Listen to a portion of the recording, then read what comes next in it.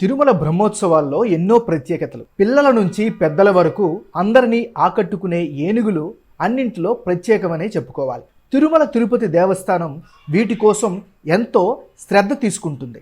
ప్రతిరోజు వాహన సేవల్లో పాల్గొనే ఏనుగులకు ప్రత్యేకంగా గోశాల నుంచి నడక ద్వారా వ్యాయామం చేయిస్తారు.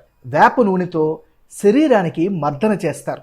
ప్రతి 6 నెలలకు ఒకసారి కడుపులో నులుపురుగులు లేకుండా డీవార్మింగ్ చేయిస్తారు. దీంతో పాటుగా కాలి గోళ్లను కత్తిరిస్తూ చక్కగా ఉంచుతారు.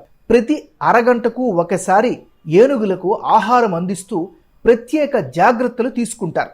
ఆలయ మాడవీధుల్లో వాహన సేవల సమయంలో శక్తివంతమైన దీపాల వెలుగు, కళాకారుల శబ్దం నుంచి ఏనుగులకు ఉపశమనం కల్పించేందుకు ప్రత్యేకంగా జాగ్రత్తలు కూడా తీసుకుంటారు. ప్రస్తుతం శ్రీవారి బ్రహ్మోత్సవాలకు 4 గజరాజులు సేవలను అందిస్తున్నాయి. ఇందులో పద్మజ, మహాలక్ష్మి, వైష్ణవి, పద్మావతి ప్రతిరోజు వాహన సేవల్లో పాల్గొంటున్నాయి. వీటిని ప్రత్యేకంగా మావటీలు అలంకరించి సిద్ధం చేశాక ఉదయం, రాత్రి వాహన సేవలకు తీసుకువస్తున్నారు. బ్రహ్మోత్సవాల వాహన సేవల్లో వినియోగించే జంతువులకు తగిన శిక్షణ కూడా అందిస్తారు. మావటీళ్ళు తాళ్ళు, అంకుశం, గొలుసులతో నిరంతరం అప్రమత్తంగా ఉంటారు. గజరాజులను నియంత్రిస్తారు.